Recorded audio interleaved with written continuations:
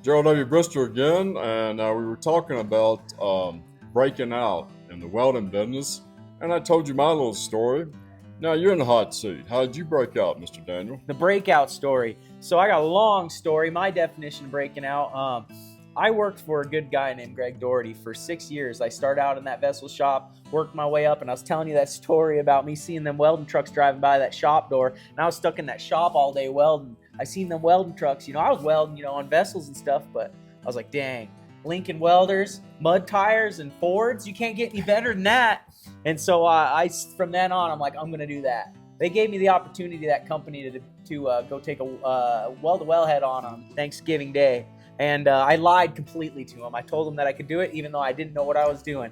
But I had a lot of good friends and family that knew what was going on in the welding world, and so I learned how to do that. Long story short, I worked for that guy for 6 years. I was his lead welder when I quit there, and I drug up. I drug up on the best boss I ever had in my life. I drug up and I started contract welding with my own welding machine. And I was afraid that I wasn't going to make it. So I told my welder's helper, that's the guy that helps me on the daily, I was like, don't tell Greg when you get in this morning that I quit. Just don't tell him anything. I'll talk to him myself. And long story short, Greg came in early that day, and my helper was sitting there drinking coffee. And he's like, where's Danny at? And my helper goes, you didn't know he quit? And I was like, and Greg got real mad, started throwing his hat across the room. And anyway, long story short, that was my definition of breaking out. I went on some anomaly digs on a pipeline on my own truck, my own welder, everything. And it was the scariest decision I ever had to make at that time in my life.